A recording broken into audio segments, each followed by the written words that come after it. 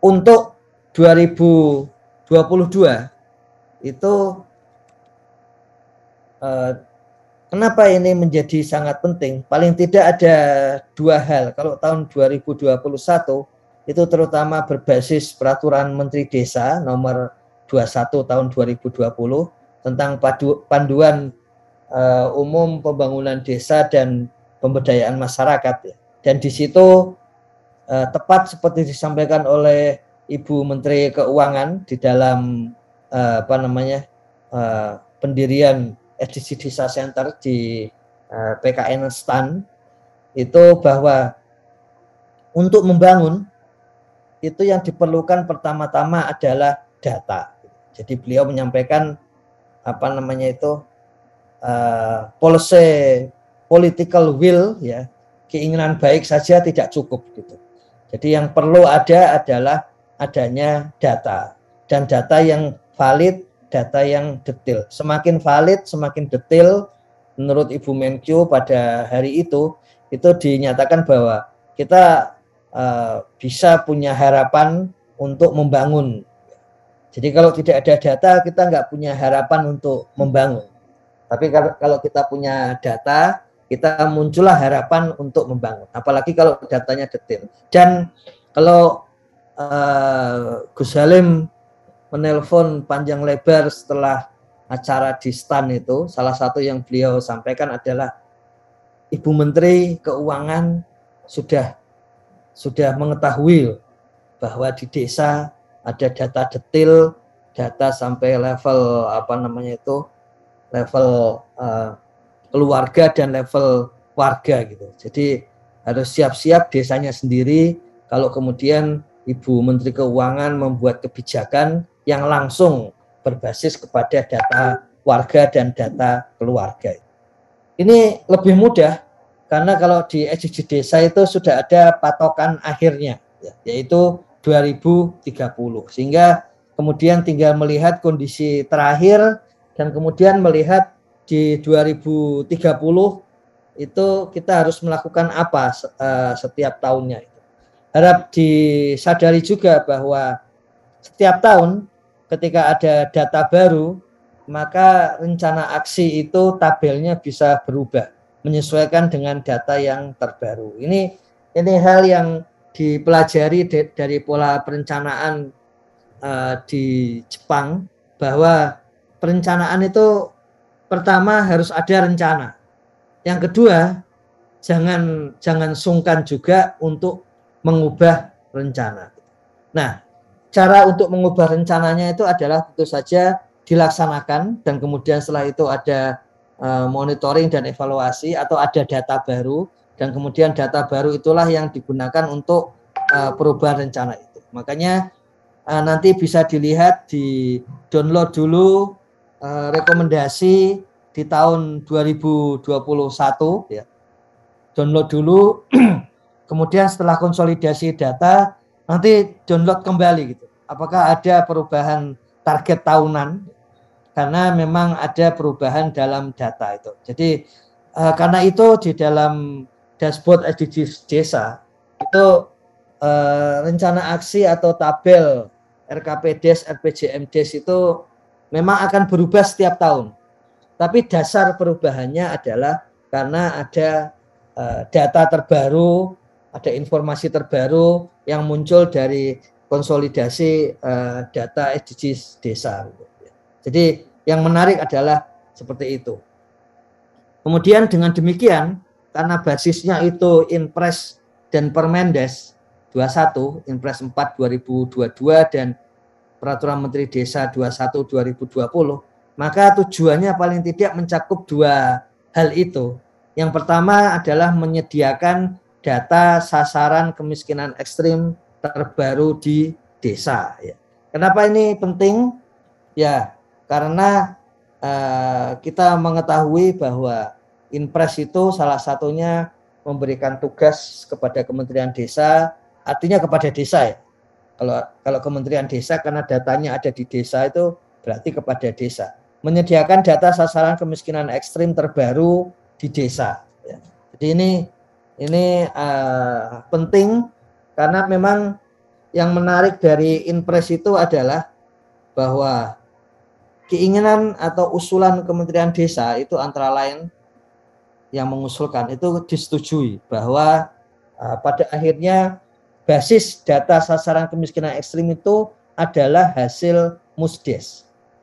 Pada saat Musdes itulah konsolidasi data SDG desa dengan data-data lain dari pemerintah desa, pemerintah daerah dan pemerintah pusat itu dicek gitu. Jadi yang menarik adalah konsolidasi data yang dulu disebutkan oleh Gus Halim, data desa itu kemudian nanti dicek dengan data yang lain ya.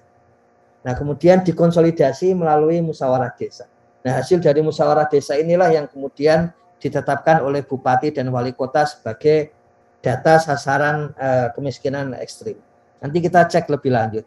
Kemudian yang kedua, untuk penanganan penghapusan kemiskinan ekstrim di desa dan monitoring penanganan. Jadi penanganan ini penting karena seringkali kita lupa, kita sudah belajar dari minggu lalu pada hari Kamis tentang bagaimana sih sebetulnya bias taksiran kemiskinan ekstrim itu, dan kemudian kalau kita sudah tahu biasnya itu, kalau kita tahu bias itu kira-kira kalau kita nyetir tapi setir kita selalu belok 30% ke kanan gitu, maka kita nggak akan menggunakan setir yang lurus. Sengaja setir kita belokkan 30% ke kiri supaya jalannya lurus. Jadi pentingnya bias itu adalah kita mengetahui kesalahannya plus berapa atau minus berapa, dan kemudian kita tinggal menambahkan kalau kesalahannya plus sekian maka kita menambahkan minus sekian supaya jadinya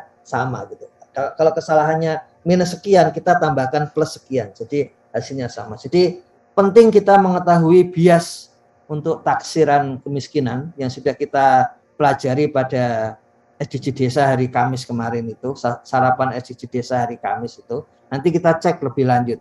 Kemudian monitoring penanganan penghapusan kemiskinan ekstrim. Ini karena di dalam SDG Desa itu juga sudah ditunjukkan, dan nanti seperti ada beberapa perangkat desa, relawan dan juga tenaga pendamping profesional yang menanyakan kenapa tidak bisa melihat data desanya di web miskinekstrim.kemendesa.go.id. Nah, itu memang kemarin dalam proses perbaikan untuk menuju penggunaannya pada bulan-bulan ini. Kemudian yang keempat, mulai kepada Permen Desa 21 2020, yaitu agar mulai ada profil desa, menyusun profil desa, kemudian sehingga desa lebih mudah untuk mengetahui desanya dari yang kecil sampai yang besar. Dan nanti seperti biasa kita akan buka warung gitu, dalam tanda kutip gitu. Di warung itu kan kalau ada pembeli bertanya misalnya apakah ada benang jahit di sini, pas hari itu warungnya tidak ada benang jahit, dia tidak akan mengatakan tidak ada.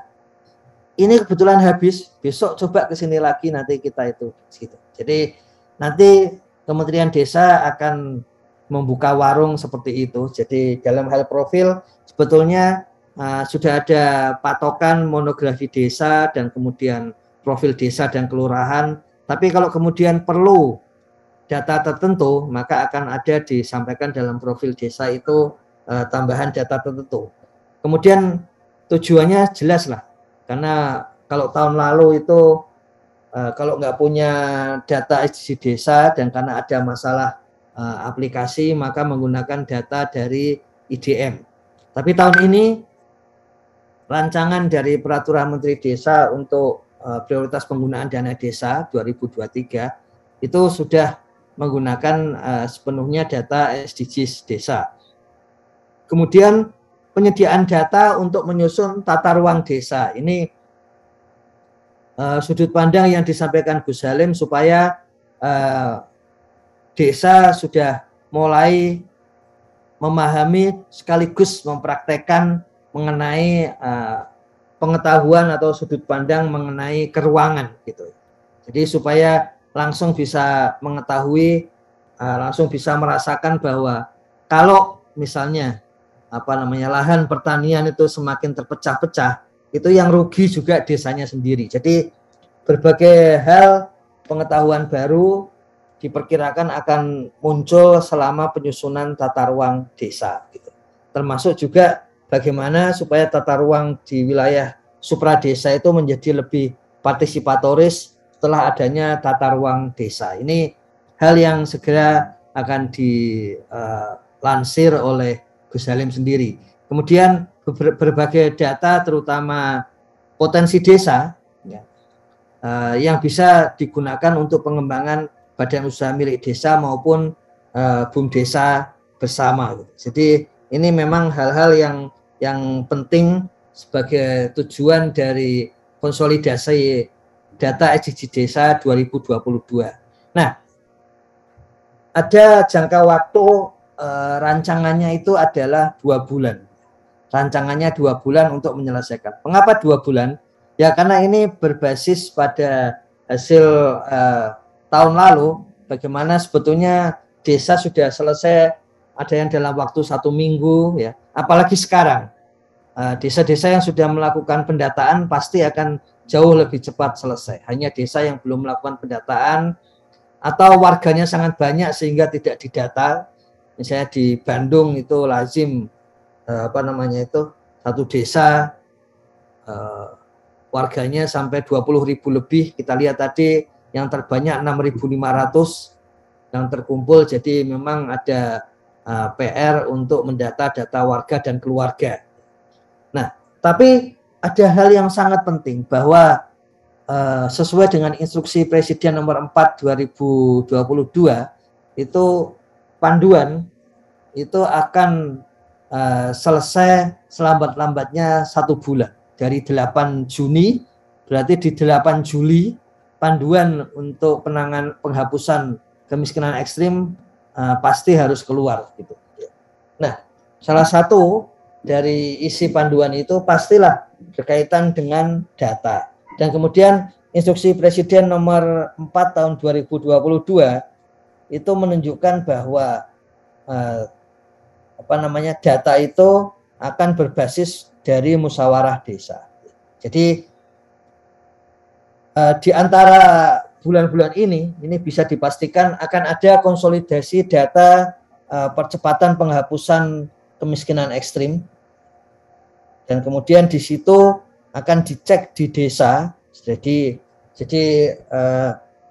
datanya sudah disusun dari pusat, dikirim kepada pemerintah daerah, daerah membagikan ke masing-masing kecamatan dan desa, desa melakukan musyawarah, kemudian memastikan apakah daftar data warga miskin ekstrim itu sesuai itu ataukah berbeda gitu. Nah, cara desa untuk menentukan apakah akan menerima atau tidak itu kita sama-sama berusaha untuk membuat desa punya bekal data tersebut, yaitu hasil dari SDG desa, sehingga ketika dicek itu desa bisa melihat ini jangan-jangan nggak cocok ini ya. Kenapa nggak cocok? Kita sudah ketahui biasnya. Jadi kita ketahui bahwa proxy level 3 ya, proxy level 3 itulah yang akan digunakan sebagai penghitungan kemiskinan ekstrim. Jadi proxy level 3. Saat ini misalnya Kementerian Desa sudah mengusulkan agar warga miskin dan miskin ekstrim itu bukan lagi perkotaan pedesaan, tapi ya kelurahan dan desa, supaya tegas gitu. Karena kalau perkotaan pedesaan kemudian disebut perkotaan itu ada 7% yang miskin, kemudian pedesaan yang miskin itu 13%, tapi desa kota itu 30%. Jadi 30% dari 7% itu mungkin sebetulnya desa. Jadi ini hal-hal yang selama ini karena tidak tepat dan ketidaktepatannya itu relatif tinggi di atas 16%, itu membuat ada kesalahan di dalam pengambilan keputusan. Nah, proksi level 3 itu adalah yang digunakan untuk penghitungan kemiskinan ekstrim secara global dan nasional. Kemudian yang akan disampaikan kepada desa itu adalah data-data dari proksi level 4. Jadi data-data dari proksi level 4. Nanti bisa jadi akan ada istilah desil 1 dan desil 2 lagi begitu. Menurut BPS, miskin ekstrim itu jumlahnya 4%. Jadi kalau 4%, kenapa harus sampai desil? Karena desil itu artinya 10%. Apalagi desil 2, artinya 20%. Padahal menurut BPS 4%. Tapi hasil dari berbagai berbagai kajian. Nah, kalau yang sudah muncul itu misalnya kajian yang sudah agak lama sih, tahun 2011 ya. Itu bahwa efektivitas dari data itu baru 22%. Jadi memang karena itu kemudian perlu dikalikan menjadi sekian supaya sama seperti kalau kita divaksin itu kemampuannya untuk menghasilkan antibodi rata-rata 60% itu. Makanya kita harus 2 kali vaksin supaya 60 tambah 60 di atas 100%. Itu juga sama kalau kajian di 2011 itu hanya 20% lebih gitu, maka perlu 5 kali lipat gitu supaya mencapai orang miskin, sebetulnya seperti itu artinya sebetulnya. Nah, bisa kita cek karena itu kalau nanti data yang disampaikan ke desa itu level 4, maka harus dicek supaya bisa mirip dengan level 3. Sementara SDG desa itu menggunakan basis penghasilan. Basis penghasilan itu proksi level 2. Jadi tidak persis juga dengan level 3 ya, karena kalau pengeluaran kita ketahui bahwa kita punya pengalaman yang sangat bagus untuk melihat bedanya antar level itu, yaitu ketika seluruh orang miskin dapat BLT, dana desa dan berbagai jaring pengaman sosial, ternyata kemiskinannya tidak turun, relatif tidak turun, karena sangat sedikit oleh BPS dikatakan relatif tidak ada penurunan kemiskinan di bulan Desember 2021. Ternyata persoalannya adalah dana yang diterima, artinya penghasilan, itu karena tidak dikeluarkan untuk konsumsi, terutama makanan yang lebih banyak begitu, maka kemudian tidak dihitung sebagai pengeluaran. Dan karena tidak dihitung sebagai pengeluaran, maka dianggap dia masih miskin. Jadi ini pelajaran yang sangat bagus bahwa kalau tidak persis kita menghitung pada level 3, maka kita perlu menggunakan jaring lebih luas lagi, seperti itu. Makanya di desa, sementara nanti dari supra desa menggunakan data level 4, desa memiliki data level 2. Nanti dicek saja mana yang kemudian klop antara data level 4 dan data level 2 oleh desa. Jadi yang menarik adalah desa itu yang dalam musdesnya yang akan menentukan sasaran dari warga miskin ekstrim. Ini hal yang sangat menarik, bahwa pada akhirnya yang akan menentukan adalah desa itu sendiri. Nah, ketika desa menentukan, jangan sampai kemudian tidak punya makna, artinya penurunan kemiskinan, karena kita sama-sama tahu bahwa salah satu target yang revolusioner dari SDGs dan SDG desa itu adalah tentang SDG desa nomor 1. Apalagi kemudian Bapak Presiden memiliki target lebih revolusioner lagi, yaitu 0% kemiskinan ekstrim 2024. Kemudian berikutnya adalah akan digunakan untuk penyusunan kalau desa baru habis Pilkades, maka RPJMdes. Kalau desa yang sudah tidak ada Pilkades, maka menyusun RKPdes dan APBdes. Serta kesiapan untuk keperluan yang lain. Karena sudah mulai untuk konsolidasi data SDG Desa 2022, kita akan sangat fokus untuk hal ini selama beberapa minggu ke depan.